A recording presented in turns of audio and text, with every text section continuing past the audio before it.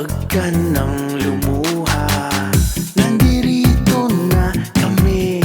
Ayusin natin ang problema. Kayang-kaya mo, kayang-kaya mo, kayang-kaya mo yan. Kayang-kaya mo, kayang-kaya mo, laban lang. Kayang-kaya mo yan. Kayang-kaya mo, kayang-kaya mo, kayang-kaya mo yan. Kayang-kaya mo, Magandang hapon po mga kababayan. At welcome sa Kaya Mo Yan. Kasama po ang ating partner, si Emer the Generous Kingon. At syempre, hello mula kay partner Ricky Allegra na saan ka man. Na. Magandang hapon. Very and sunny day ngayon. Akala ko may bagyo, buti na lang. Thank you, Lord. Good afternoon. Pero at least na lang umulan. So medyo Yes. ating weather, no? Pero partner, I am broadcasting from Quezon City ngayon. Uy. Ortesa Medical Group Aesthetic Ortesa. Center. Kaya, ng mutya ng Pilipinas. Nag-hello ako kay Talaga. Ortesa dito. Hello, everybody. Mortesa, nako. Masaya. Na-meet mo yata si Mayor Isko kahapon. O nakita mo siya? Nakita rin kami nung isang araw sa Russian Day celebration. Yeah. At tinanong ko siya, Yes. Yorme, ano ba ang mga plano natin? Wala. Sabi niya, wala. Pagsisimbi lang sa Ano? bayan. Aba. Yung Save the Trees. Mamaya yun, yung guest tayo. Ganda. Pero Yeah, partner, our di ba? Only God can make a tree. Yung, tama. Oo nga, ano? We can plant forever. But yes, God can only make a tree. Correct. We save Bakit the trees. kaya Tama. binigyan tayo ng isang malaking biyaya ng puno galing sa Panginoon? May silbi ang puno sa buhay Siyempre. nating lahat. Ang dami. Sabi nga ni Ricky J. Puno, talagang maraming nakuibigay ang ganansya ng puno. May special reminders ba tayo? Dahil na tayo sa DAR News. Kasi marami tayong mga balita. Mamaya, siyempre, very hot news ang ating didepensa. Maraming masasayang balita. Very exciting ang next week. Next week. Tunda tayo. Maraming action pa next week. Pero ayan, mula sa... Dar! Pinalakas na! I-DAR muna natin, partner. Sige, Dar! Pinalakas sa ugnayan ng mga rehiyon para pabilisin ang pamamahag titulo sa South Cotabato.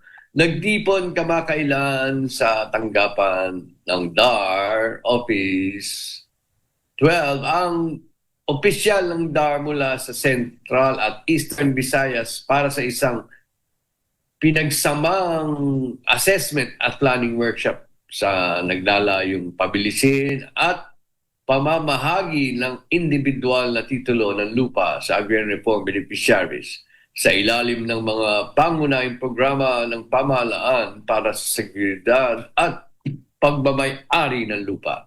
Kinalakay sa 2 araw ng workshop ang 2 pangunahing programa ng DAR, ang LTSP. Ano ba yung LTSP?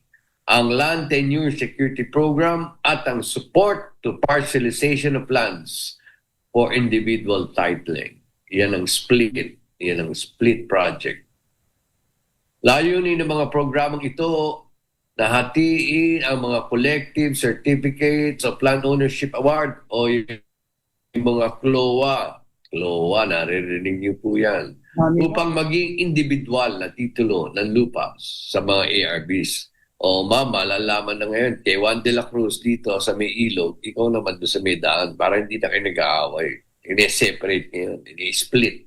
ini-split ang title ng pulo. Sa pamamagitan ng pagkakaroon ng individual na titulo, mas magiging malinaw ang pagmamay-ari ng lupa sa mga ARB at mapalawak ang kanilang pagkakataong makakuha ng pautang, suporta mula sa pamahalaan at iba pang serbisyong pang-agrikultura.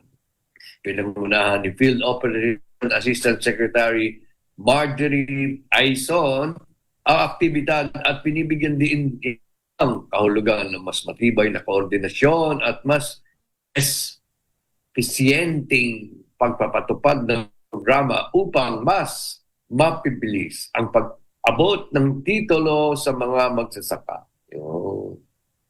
Tinalakay rin sa workshop ang buong proseso ng land acquisition and distribution. Yan po yung LAD. Kabilang ang assessment ng performance at mga hakbang upang higit pang mapalakas ang implementasyon ng programa. Kabilang sa mga pag-uusapan ang mga update sa land surveys, valuation, registration, at pang kaugnay na proseso. Nagkaroon din ng talakayan ukol sa operational challenges at interagency coordination. Nakibahagi din sa technical discussions ang DNR, ang LRA, ang Land Registration Authority at ang Land Bank of the Philippines na muling nagpahayag na kanilang suporta sa documentation, validation at verification process na mahalaga sa pagpapabilis ng pamamahagi ng mga titulo. Muli, binahaging diin naman ang mga opisyal ng DAR kabilang ang mga kinatawan mula sa Central Office ang kahalagahan ng mas matibay na pagtutulungan ng mga ahensya upang mas mapabilis ang pagpapatupad ng mga land tenure program sa buong bansa. Mabuhay! DAR Secretary Senator Conrado Estrella. Estrella the third. Partner, yung proseso, matagal ba yun? Mahaba at matagal ba Oo. yun? Opo, kasi unang-una, sa survey ulit yan. Ikaw nga magpa-survey, mahal po. Individual yan. Nakakatuwa, sabi ni Sec. Nakakatuwa nangyari sa agrarian reform program natin sa Pilipinas Pinagati-hati natin, tapos CLOA, binalik ulit sa 100 marami. Ngayon, kailangan natin i-split program na naman. Pero pag binigay, pag agricultural land, dapat 10 years. Agricultural land. 10 years. No? CLOA, 10 years. Kaya kayo, yung mga nagbebenta dyan, banda kayo. Kaya assign daw ako. Ayoko.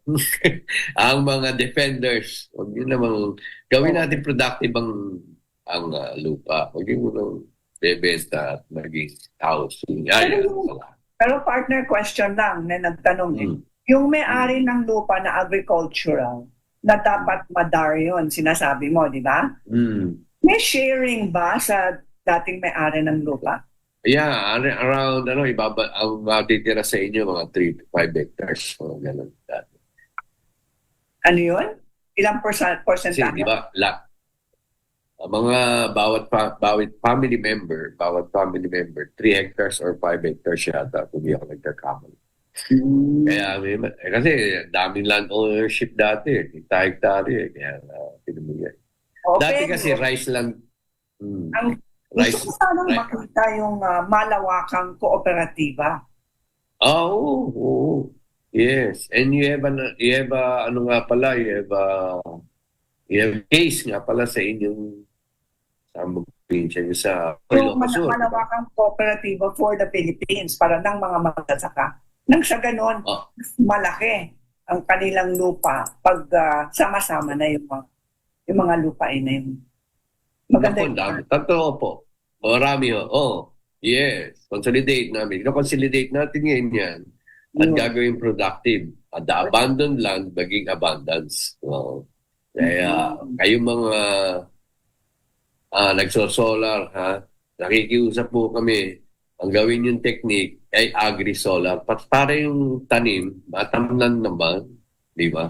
Kasi malaki rin lupain ng mga beneficiaries. Ay gawin natin productive. Ayan. Okay. Alright. Tapos ba tayong ang DAR News Okay, magbabalik po kami. Wag po kayong aalis.